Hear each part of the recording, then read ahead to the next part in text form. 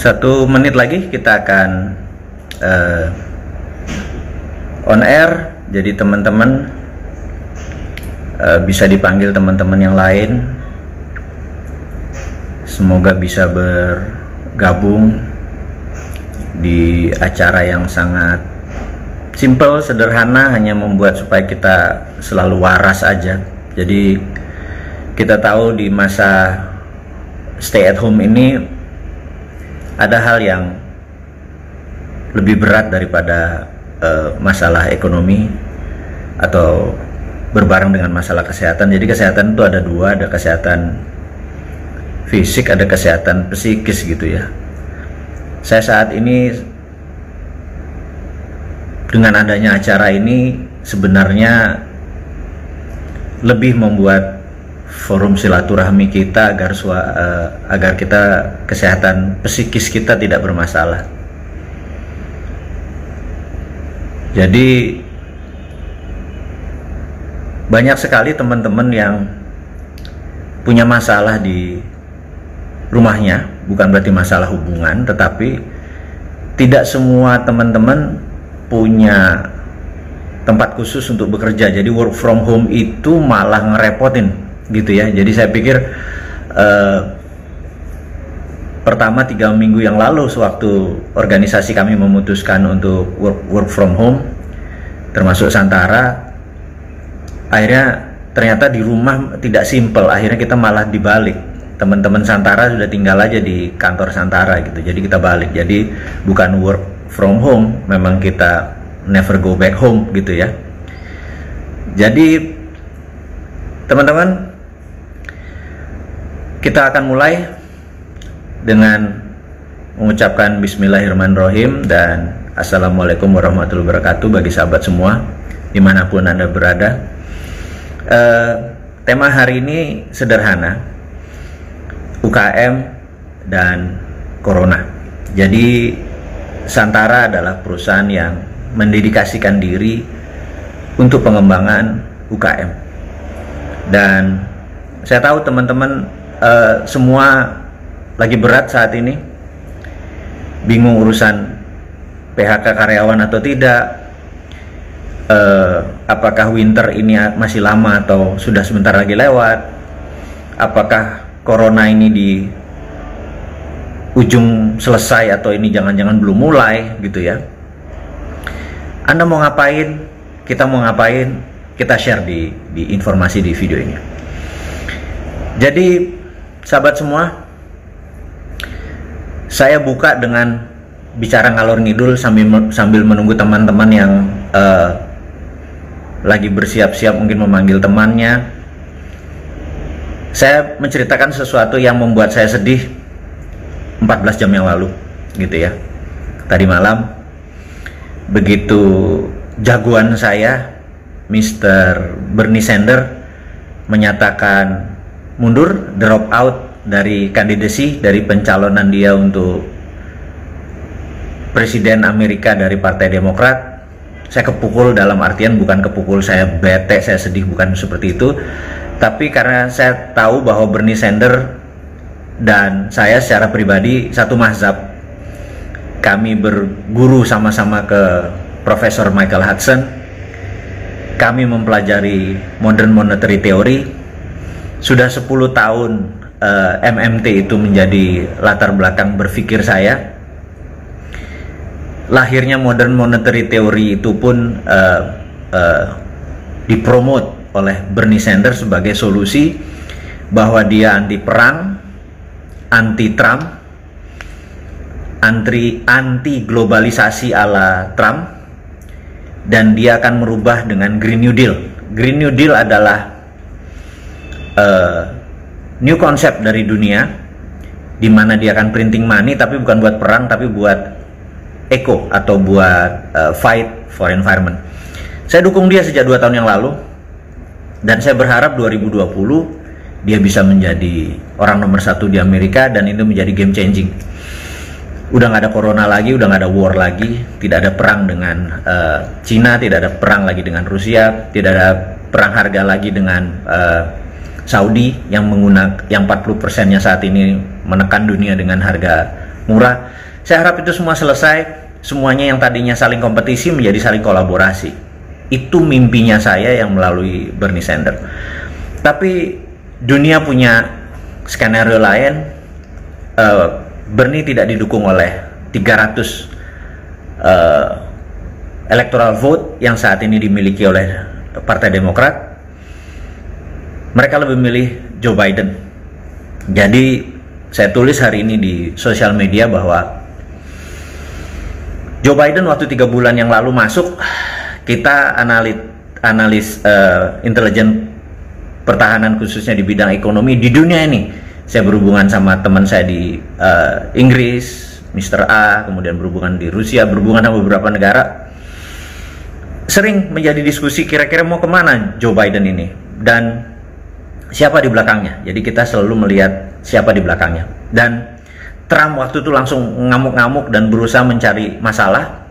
Dia ngorek-ngorek bahwa anaknya Joe Biden adalah bagian dari konspirasi farmasi. Saya tanda petik dunia farmasi. Dan Joe Biden kita tahu adalah komisaris di banyak perusahaan giant pharmaceutical company. Begitu juga Obama. Jadi kita tahu, sekedar mengingat sejarah teman-teman sebelum kita masuk ke pelajaran tentang UKM. Kita belajar sejarah dunia dulu at the present moment gitu ya. Jadi Obama dan Joe Biden selama 8 tahun mereka menjadi administrasinya memegang Amerika kemarin. Darling mereka adalah, produk utama mereka adalah Obamacare gitu ya. Kalau Chief Sandi misalnya OKOC gitu ya. Kalau Bosman ini adalah MMT, Modern Monetary Theory. Jadi ada TINA, there is no alternative, bunga akan nol. Ada Sovereign Wealth Fund, di mana seluruh mineral akan jadi underlying untuk printing money. Dan printing money berbasis project. Dan terakhir yang saya belum announce adalah Tiara gitu ya. Itu cuman konsep-konsep saja. Jadi balik lagi ke Obamacare. Darlingnya Obama adalah Obamacare seperti BPJS-nya di Indonesia. Hanya kalau Indonesia itu kan apa-apa heavy on government. Jadi karena itu pemerintahnya berat. Ini bergerak pemerintah, ini bergerak pinjam utang, ini bergerak kayak gitu itu ya. Tetapi kalau Amerika, negara-negara ini adalah negara swasta. Jadi di Obamacare yang panen adalah rumah sakit, dunia alat-alat kesehatan, para dokter, medis, termasuk farmasi. Jadi big farmasi panen tajir melintir tir gitu ya. Nah begitu Trump naik, ditebas semua itu, dilibas semua yang ada hubungannya sama Obamacare. Jadi pharmaceutical company nggak dapat seperti waktu itu. Dunia medik sekarang berat gitu ya, di Amerika. Dan apa darlingnya Trump? Darlingnya Trump adalah military industrial complex. Jadi dia memang perang. Jadi Koch Brother di belakang dia, Boeing di belakang dia, Lockheed di belakang dia, GM di belakang dia, GE di belakang dia, Zabata oil and gas, semua di belakang Trump adalah incumbent. Jadi incumbent itu yang memegang fossil oil, yang memegang batu bara, itu adalah pengusaha-pengusaha incumbent. Dan mereka nggak mau melawan dengan, jadi musuhnya ada dua nih. Bernie dengan new konsepnya, Green New Deal terhadap lingkungan hidup, kemudian Obama dengan tim adalah dengan pharmaceutical dan health gitu ya. Nah, jadi peristiwa corona ini membuat saya yang pikirannya jadi negative thinkingnya adalah ini jangan-jangan permainan tingkat atas untuk dunia pharmaceutical untuk memukul Trump. Memukul dunia, dia mau kontrol Amerika dan mau kontrol dunia. Jadi ke depan geng-geng The Have atau Bilderberg Gang ini yang sekarang ada di belakang Obama adalah yang melobi Bernie kemarin. Jadi kalau di 2016 Hillary minta Bernie Sanders mundur, Hillary Clinton. Makanya saya sebut dia adalah unknown devil. Dan saat ini yang minta Bernie mundur adalah Obama. Jadi terlihat bahwa di belakang Partai Demokrat, Obama, Clinton, Joe Biden, dan big pharmaceutical company.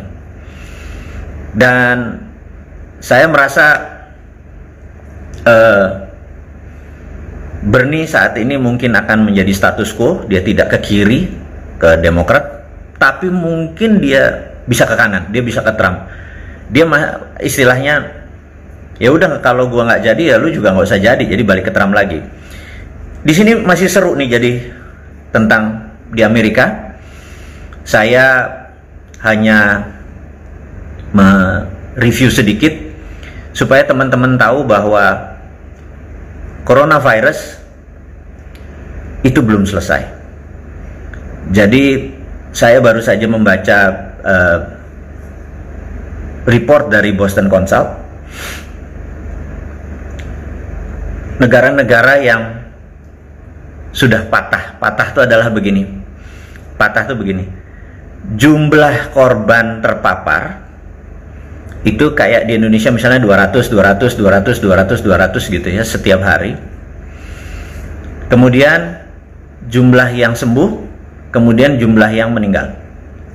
Yang disebut patah itu adalah kenaikan yang tadi 200 tadi toto jadi 190, 180, besoknya 150. Dia bergerak melandai 100, kemudian stabil 100, kemudian turun terus ke bawah gitu ya. Dan yang sembuh naik. Itu artinya sampai suatu hari dia cross gitu ya. Nah, itu adalah strategi melawan pandemi. Ini yang saya mau ceritakan ke teman-teman. Bagi negara Italia yang sudah lockdown tanggal 12 Maret, peaknya akan sampai nanti di bulan April akhir.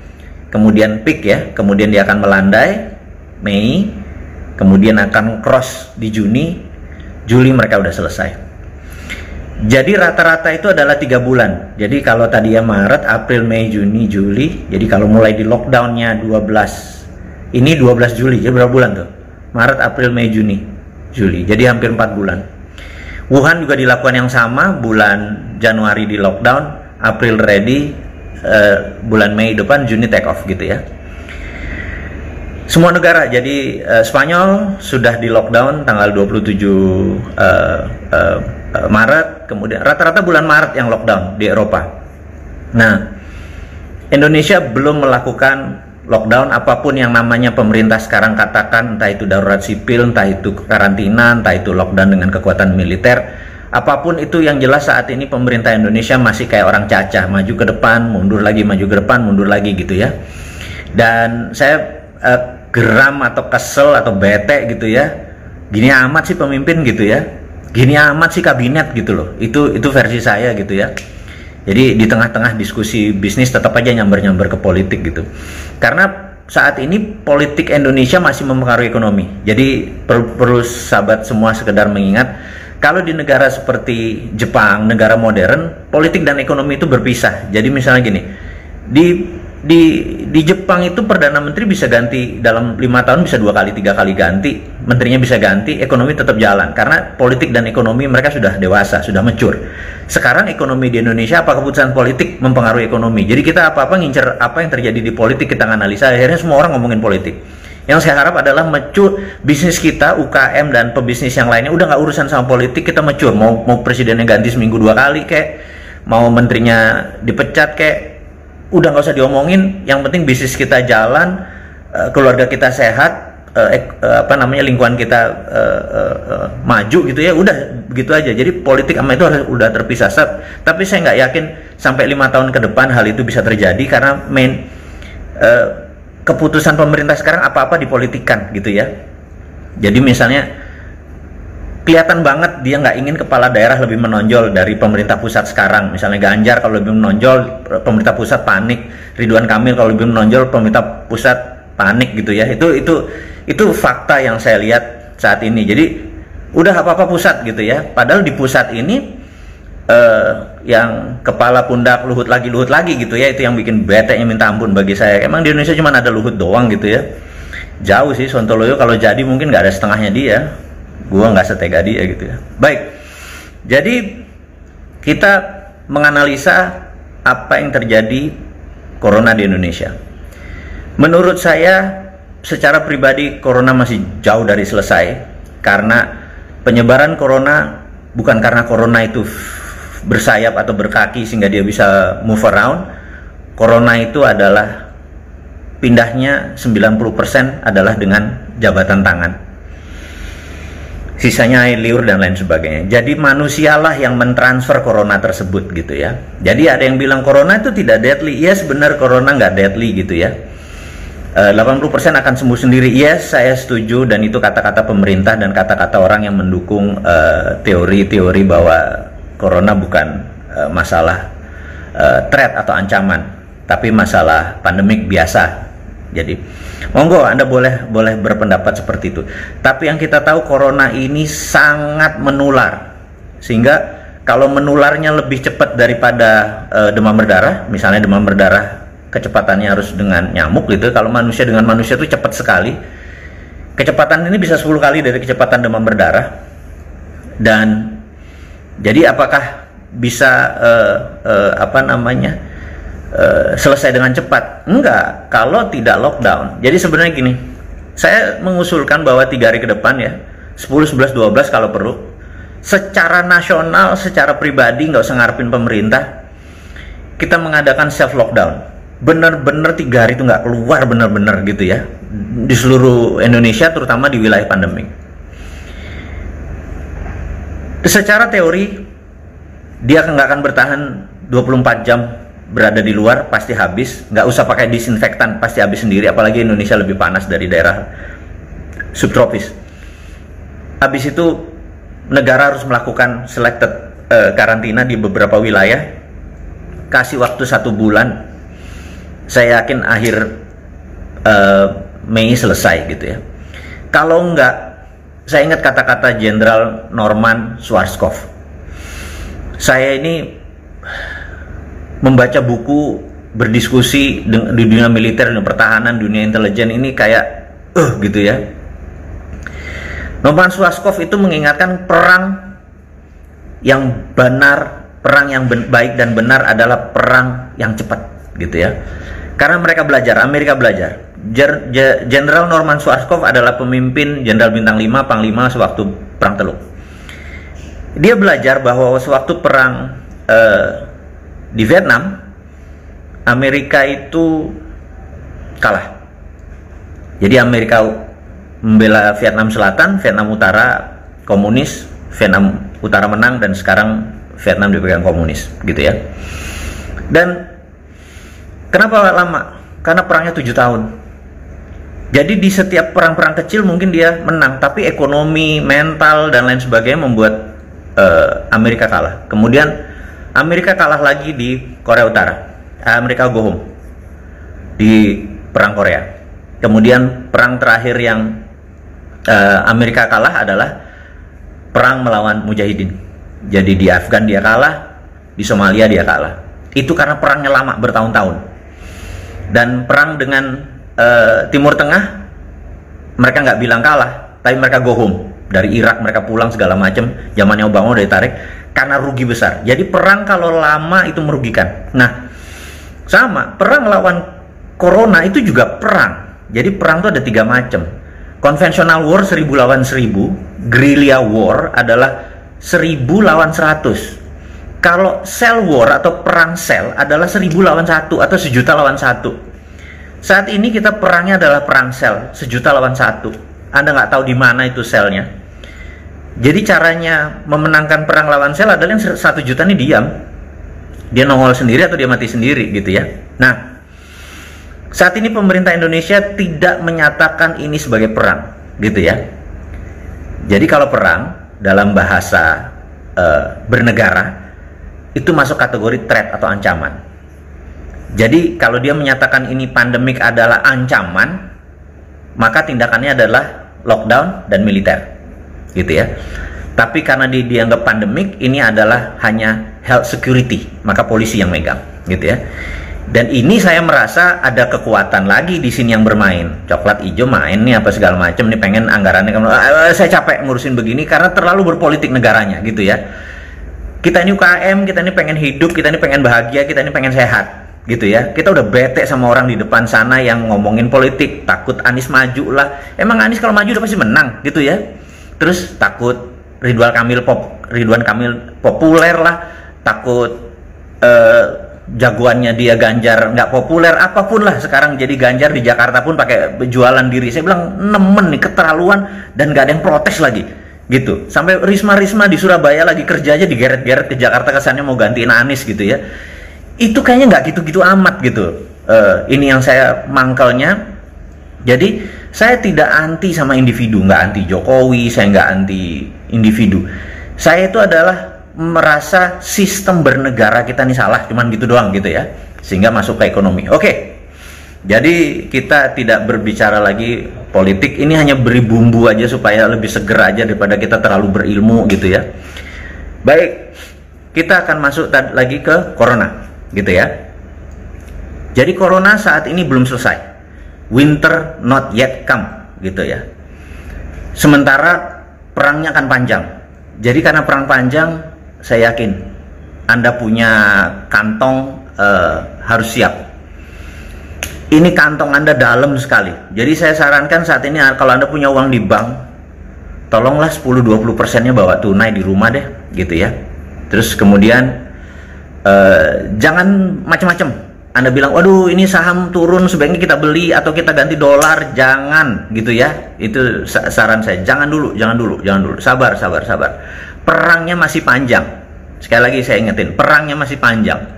Apa yang terjadi kalau peaknya, ini belum peak loh. Peaknya ini bulan Mei. Maka semua negara kita udah cek. Kalau setelah peak itu 3 bulan baru zero, baru hijau. Setelah itu 6 bulan ekonominya yang ngurusin dalam negeri. Saya ulangi lagi. Cina melakukan lockdown wilayah Wuhan dan Hubei dimulai Januari, kemudian April sudah selesai, Mei lampu kuning, Juni Juli mereka lampu hijau gitu ya. Dan setelah lampu hijau tidak akan dia 100% produksinya. Saya sekedar mengingatkan. Paling top 50%. Kenapa? Kalau 100% dia adalah negara eksporter. Dia mau ekspor kemana? Amerika belum selesai 50% produknya ke Amerika Utara. Eropa belum selesai 40-30% dan sisanya the rest of the world. Mereka nggak mungkin 100% kapasitasnya jalan. Jadi paling top 50-60% itu pun untuk domestic consumption gitu ya. Sekali lagi. Jadi saya ulangi lagi biar sahabat semua mengerti dan paham apa yang terjadi. Saya sudah melewati masa-masa depression, ekonomi, hyperinflation di 97, perang Teluk 91, bersatunya 2 Jerman, Argentina 2008 dan lain sebagainya ya. Nah, saya ulangi lagi. Jadi masalah ini belum selesai. Masalah corona belum selesai karena peaknya belum ketemu, itu ya. Saya ulangi lagi, karena peaknya belum ketemu. Untuk mencapai peaknya harus dilakukan penyetopan dengan strategi yang sangat ekstrim. Jadi negara yang sudah ketemu peaknya 3 bulan setelah ketemu peak itu adalah puncak merah, akan jadi orange, akan jadi kuning, akan jadi hijau. Itu kira-kira memakan 3 bulan. Jadi kalau Indonesia peaknya adalah bulan Mei, maka Juni, Juli, Agustus adalah menuju hijau. September baru kita jalan, dan 6 bulan setelah September kita masih belum bisa ekspor import kebutuhan yang kita bilang lain sebagainya. Jadi kita masih bicara tentang domestic consumption. Jadi teman-teman UKM lihat peluang ini ya, saya mau menceritakan. Nah, jadi saya ulangi lagi, dan ini berkali-kali saya ulangi, bahwa 6 bulan setelah pandemik corona selesai, kita masih mengurusi domestic consumption. Ini lagi. Nah, ada masalah kedua. Karena perangnya panjang, melawan corona ini perangnya panjang. Yang buat panjang bukan saya loh ya. Kalau saya udah lockdown dari Maret gitu ya. Dan saya pakai langsung lockdown adalah pakai militer langsung gitu. Sekali lagi. Tapi itu tidak populer karena kalau dilakukan seperti itu kemarin, ya ini beda lah. Yang penting udah kejadian gitu. Nah, balik lagi ulang lagi. Kita harus menunggu peaknya gitu ya. Sekali lagi, kita harus nunggu peaknya. Anda sekarang berpikir atau berdiskusi, monggo, peaknya kapan ya kira-kira, gitu ya. Karena dari peak itulah momen kita melakukan sesuatu. Corona sebentar lagi selesai. Saya nggak yakin lebih dari 4 bulan, itu feeling saya. Tapi, gitu ya, tapi ada masalah kedua, badai kedua yang lebih powerful dari corona, yaitu masalah PHK dan unemployment, gitu. Masalah PHK dan unemployment. Ini akan banyak sekali pengusaha UKM dan pengusaha besar yang lebih memilih mem-PHK karena dia tidak punya sales atau salesnya drop. Overhead yang paling besar adalah manusia. Jadi ada prinsip, sekali lagi, dalam bisnis saya ceritakan, bisnis is simple. Ini saya ulangi lagi, bisnis is simple, tapi manusia nggak ada yang simple. Jadi kalau Anda mau bisnis Anda simple, kurangi jumlah manusia. Saya ulangi ya, ini agak kejam nih ngomongnya. Ini kalau sudah ngomong bisnis, saya adalah thick face black heart, hati saya hitam, muka saya tembok gitu loh. Jadi tapi kalau kita memberi zakat atau berderma, itu seakan-akan besok mati, ya. Harus diingat nih, ini kita bicara bisnis.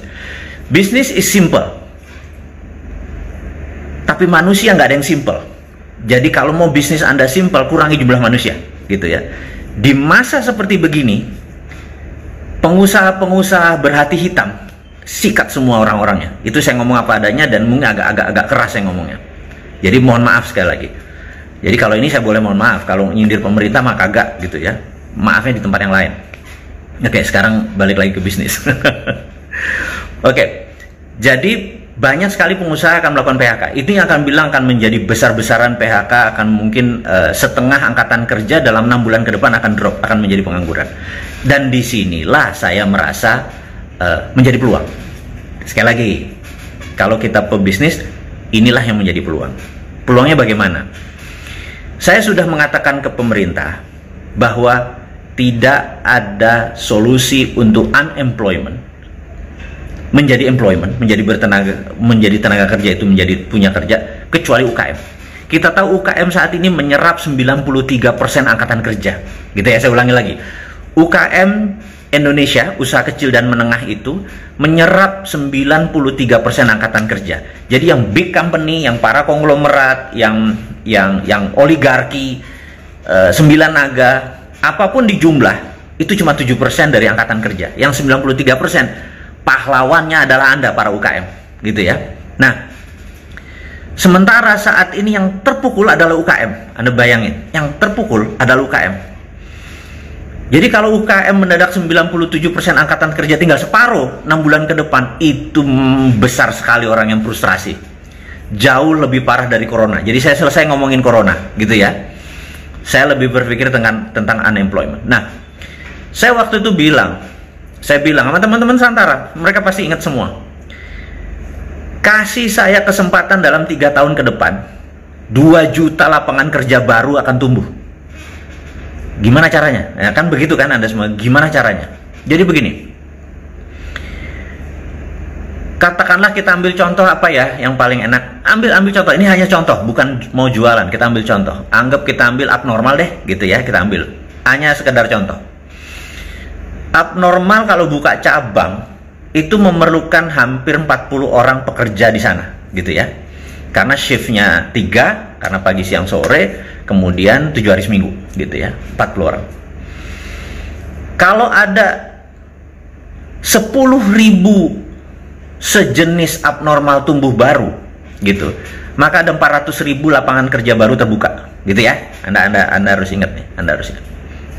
Nah, sekarang kita ketemu Gojek, 1, kita ketemu Grab, 2, kita ketemu Bukalapak, kita ketemu Tokopedia sebagai contoh. Kasih Santara, ini negara nih, ini yang ngomong harus negara yang peduli gitu. Wahai Gojek, Anda punya 500.000 merchant. Di Gojek itu ada 500.000 merchant. Top 1%-nya, jadi 500.000 top 1%-nya berapa? 5.000 ya. Oke. Top 1%-nya artinya yang omsetnya terbagus, top 1%-nya, bener nggak? Jadi yang misalnya ambil contoh, Yang masuk top 1% itu adalah geprek bensu. Ayam geprek bensu itu masuk top 1%. Jadi dari top 1% 5.000 perusahaan tersebut, kalau 5.000-nya listing di Santara, masing-masing buat 10 cabang dalam 2 tahun ke depan, maka ada 50.000 top bisnis yang bisa membuat 2 juta lapangan kerja baru. Karena kalikan 40 aja, gitu ya. Dan Anda sebagai investor, itu langsung bisa memilih perusahaan-perusahaan bagus. Ini top 1%. Top 1%-nya Grab, top 1%-nya Tokopedia, top 1%-nya Bukalapak, top 1%-nya Gojek gitu ya.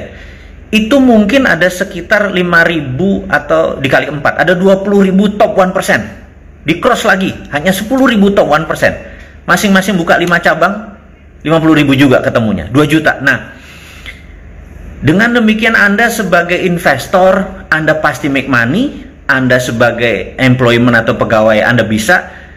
Dan bisnis ini lokal banget gitu ya. Inilah yang kita inginkan. Pemerintah peduli dan turun tangan membantu UKM.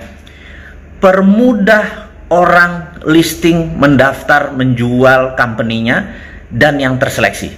Jadi saat ini kita sudah melakukan hal-hal ini dengan kita ketemu sama GoPay, Gojek, Mas Aves, pemimpin Santara sudah melakukan lobby-lobby gitu ya. Kemarin kita sama Zaki dengan Bukalapak. Ini sudah melakukan hal seperti itu. Tapi kini kurang kenceng. Kenceng itu kalau pemerintah turun tangan gitu ya. Jadi dengan tadi sengaja saya video ini di awal ngomong ngalor ngidul segala macam, ngomong politik segala macam, itu hanya membuat Anda duduk dan sebel dengan saya gitu ya, bagi yang anti saya. Tapi ke depan niat saya adalah saya NKRI garis lucu, kita semua bisa bergandengan tangan, kita fokus pada yang strength gitu ya. Seperti tadi, mana yang strength? Top 1% bisnis dari 500.000 yang ada di GoFood, Gojek, itu bisa difunding. Dan pasti perusahaan itu menguntungkan. Kenapa? Siapa yang beli? Contoh ya. Yang beli adalah Anda mungkin pelanggannya sendiri, Anda biasa beli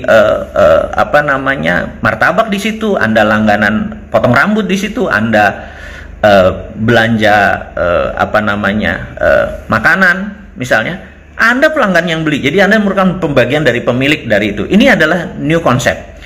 Ini adalah bagian dari MMT. Ingat, MMT kan konsepnya adalah printing money ya. Saya ingat ya, ingetin. Jadi kalau Anda perusahaan besar, aset Anda di atas 50 miliar, omset Anda di atas 50 miliar, Anda IPO. Listing di Bursa Efek Indonesia. IPO itu adalah printing money sebenarnya, saham Anda ambil jadi duit gitu ya. Nah, bagi Anda UKM, kalau Anda mau printing money, saham Anda ke Santara gitu. Jadi sekali lagi saya tawarkan kepada sahabat semua sebagai investor, peluang ke depan nih sebentar lagi kita pilih nih, karena ini cuma 6 bulan masalah corona, setelah itu back to business. Dan masalah bisnis ada unemployment yang paling besar. Saya harap dalam 3-4 bulan ke depan pemerintah sadar bahwa ada Santara loh yang sudah siap. Sejak 2 tahun yang lalu, memang ini adalah masalah yang akan terjadi, dan ini panen nih Santara. Ini kalau Anda sebagai investor Anda panen, Anda sebagai UKM Anda panen, gitu ya. Udah mulai kebayang. Jadi teman-teman, di penghujung diskusi kita kali ini, saya berharap Anda, kalau Anda perusahaannya udah lebih dari 2 tahun, pembukuannya bagus, omsetnya bagus, mungkin agak turun sedikit di masalah corona, nggak apa-apa. Kirim segera bisnis plan Anda ke Santara. Di sisi balik, oke, harus PT. Kemudian yang saya mau berharap Anda bergabung adalah Anda investor. Uang Anda sekarang di rupiah terdepresiasi, bener nggak? Dengan melemahnya mata uang kita terhadap dolar, deposito bunganya kecil. Taruh di UKM, percaya saya, di UKM itu tumbuhnya bisa 100%, 200% gitu ya. Karena ini momennya. Dan pilih yang tidak ada unsur import atau bergantung importnya besar. Pilih berbasis sumber daya Indonesia. Jadi Sebentar lagi itulah yang akan kita luncur. Mungkin sekali luncur langsung 100 kali langsung di Santara, di mana Anda bisa pilih nanti. Pesan dulu ya, bukan pesan dulu mana yang Anda minat, 5 juta, 2 juta, 10 juta, terserah Anda taruh. Inilah yang akan kita lakukan segera. Jadi kira-kira nanti bulan Juli, di mana Santara berusia 2 tahun, kita akan besar-besaran melakukan kampanye. Tapi sekali lagi yang kami butuhkan adalah Anda, UKM-UKM yang unggul. Kedua adalah investor-investor yang sudah capek dengan riba, yang sudah capek nggak mau terima bunga bank lagi, yang sudah capek dengan sistem perbankan yang pelit, yang kita naruh duit di sana tapi minjem nggak bisa gitu ya, yang merasa uang Anda bekerja kurang keras.